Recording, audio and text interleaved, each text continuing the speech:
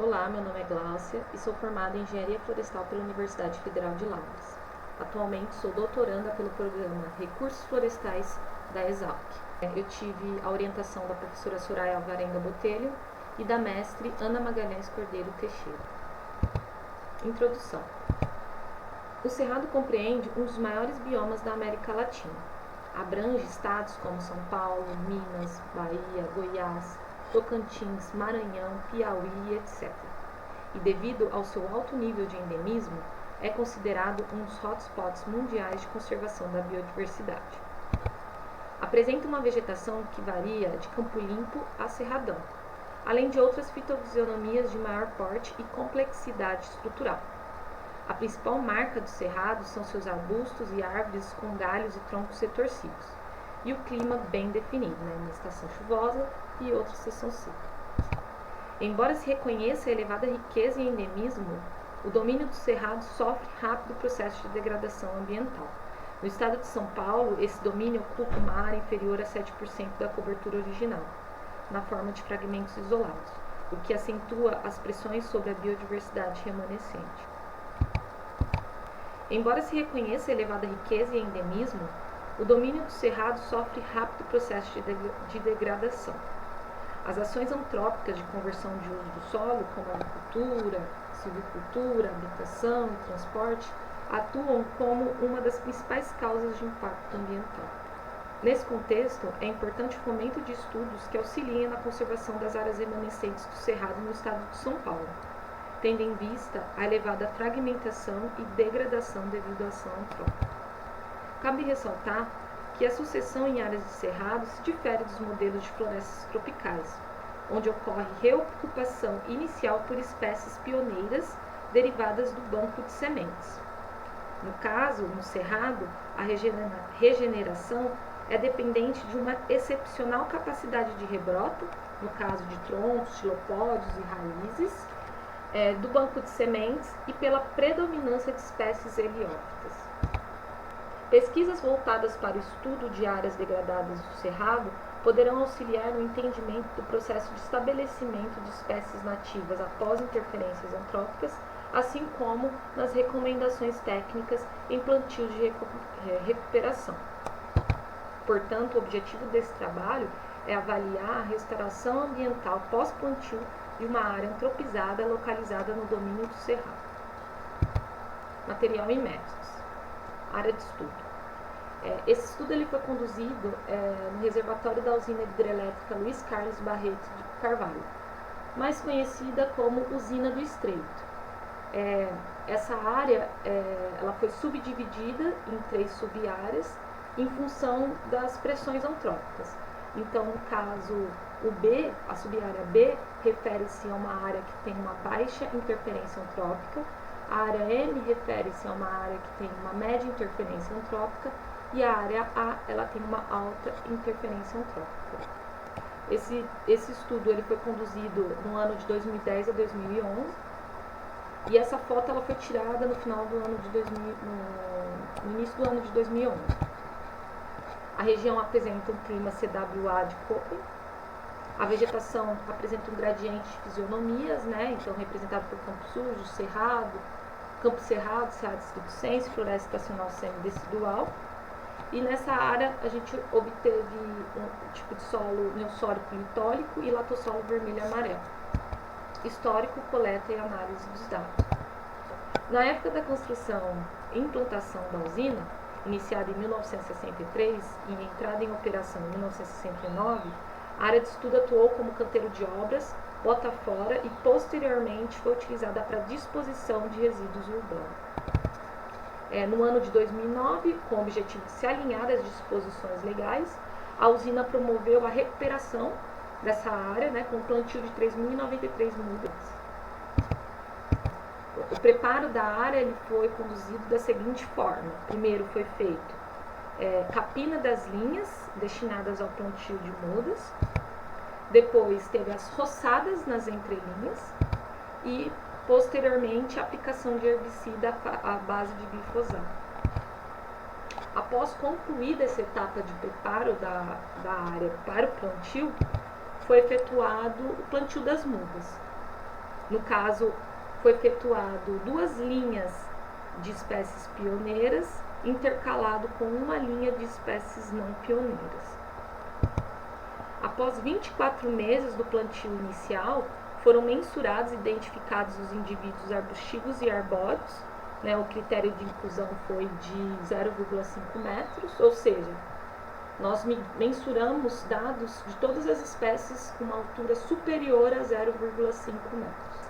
Já as espécies do plantio, todas foram mensuradas. Nós identificamos todas as espécies, tanto do plantio quanto da regeneração, por meio de plaquetas metálicas, e efetuamos medições de diâmetro e altura do solo, com o uso de paquímetro, e a altura com uma régua milimetrada. Foi também efetuado um croquis da localização de todas as espécies registradas. Os parâmetros computados para a comunidade inventariada foram densidade relativa, dominância relativa e valor de cobertura. Os indivíduos mensurados foram separados por classe de diâmetro e altura. Foram calculados para cada subárea o índice de diversidade Shannon e equabilidade de PLO. Resultados e discussões.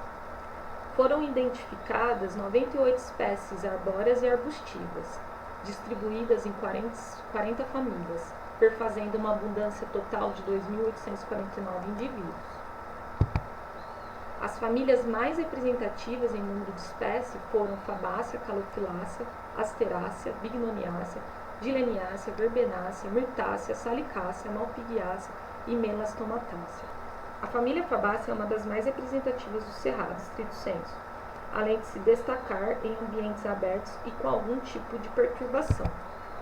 Então aqui tem algumas imagens. As espécies com maior valores de cobertura foram a Chiomera speciosa, Curatella americana, a Aegiphylla celoiana, Gochinacea paniculata, Birsonima cocolobifolia, Casiara silvestris, Miconia albicans, Tabebuia aurea, Leptolobium dasycarpum e Birsonima verbacifolia. Espécies bem representadas em um habitat estão atreladas à maior capacidade de exploração do meio. Cabe ressaltar que a Chiomera speciosa apresenta xilopódios, os quais podem rebrotar e permitir a sobrevivência dessas espécies em períodos críticos, enquanto que a Curatella americana possui alta produção de sementes e seus frutos são de interesse para a avifauna. A espécie exótica Leucena, Leucaena leucocéfala, presentes nas subáreas M e A, se destacou devido aos altos valores relativos à densidade e dominância, além de alto valor de cobertura. A elevada capacidade de proliferação da leucena caracteriza essa espécie como ruderal. O monitoramento dessa comunidade para avaliação do risco de proliferação dessas espécies em áreas adjacentes são medidas importantes para a manutenção da integridade ambiental e biodiversidade do cerrado. Foi observada a presença também de Muntingia calabura nas 3 subáreas. Essa espécie apresenta elevado desenvolvimento e alta intensidade de frutificação, ou seja, ela também é atrativa da avifauna. Entretanto, trata-se de uma espécie exótica e com potencial de monodominância. Similar ao apontado para a leucena, pode-se ocorrer um aumento da população da calabura em áreas próximas.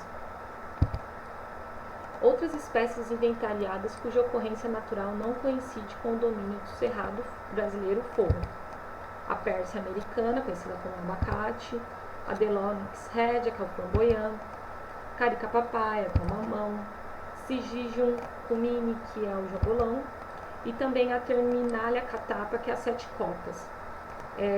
O monitoramento da restauração é uma atividade relevante, uma vez que algumas espécies exóticas podem apresentar vantagens competitivas em relação às espécies nativas, interferindo na regeneração ambiental. Então, é importante acompanhar essa área para evitar que algumas espécies podem se predominar em relação às nativas. Cecropia paquistaceae apresentou elevados valores densidade relativa, dominância relativa e valor de cobertura na subárea M e A. Essa espécie apresenta grande dispersão de sementes e desenvolvimento rápido, definida como pioneira em florestas tropicais.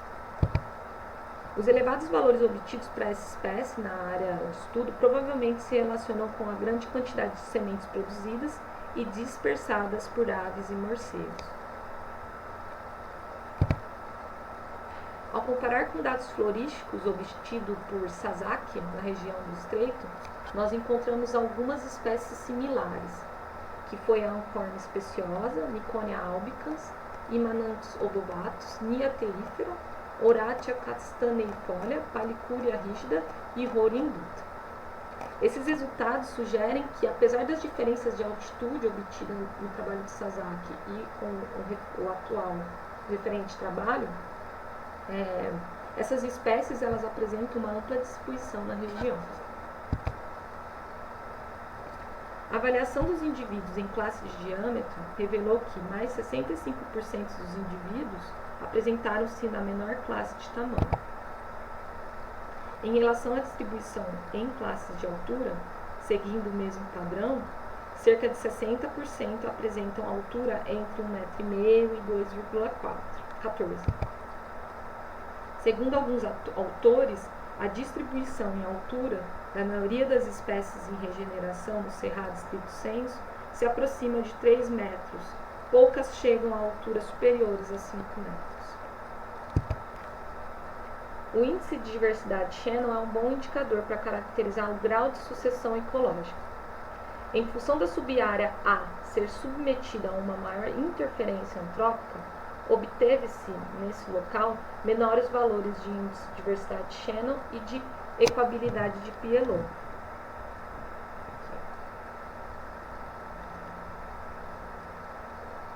Por outro lado, as subáreas B e M tiveram valores de diversidade similares a áreas de cerrado estricto sensu de outros trabalhos. Então, aqui, no trabalho de Medeiros, Feofilho e Líbano, eles encontraram para a diversidade de Shannon 3,21. Barreira encontrou 2,9. E Durigan encontrou 3,32 e 3,02. Portanto, excetuando-se a comunidade vegetal presente na subárea A, exposta à intervenção humana, as demais comunidades amostradas possuem diversidade similar a áreas de cerrado estricto sensu. Segundo a Durigan, as técnicas utilizadas em restauração de áreas sob o domínio do cerrado devem ponderar o resgate de informações sobre a vegetação original, além de outros fatores condicionantes, como, por exemplo, a densidade da vegetação original, que auxilia na definição do espaçamento. Conforme essa mesma autora, as técnicas de restauração nesse domínio podem seguir a linha de condução da regeneração, que no caso seria estruturas de rebrota, ou ocorrer por meio do plantio de espécies nativas, em locais onde a regeneração natural é deficiente.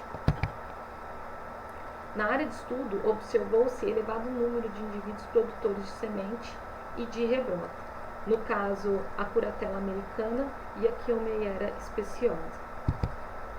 Conclusão. Em função da área de estudo apresentar predominância de espécies com capacidade de rebrota e elevada produção de sementes, a condução da regeneração, somada ao plantio de mudas para enriquecimento, correspondem às técnicas adequadas para a reabilitação do ambiente nessa região. O monitoramento da área, aliado aos estudos sobre restauração florestal, fornecerá informações importantes nas recomendações técnicas quanto ao tipo de espécie se utilizar em outros plantios na região, assim como sobre a necessidade de novas intervenções na área. A bibliografia citada na apresentação. E aqui eu tenho que agradecer à Universidade Federal de Lavras pelo suporte técnico e científico. Também eu tenho que agradecer a Furnas Centrais Elétricas pelo suporte financeiro e a todos os colaboradores que auxiliaram na condução dessa pesquisa, que foi a Ana Magalhães, a professora Soraya Alvarenga Botelho, Fernando Gama Pérez, Thalita Alves Batista, Paulo Siqueira Júnior, a Cálita e o Boné. Obrigada.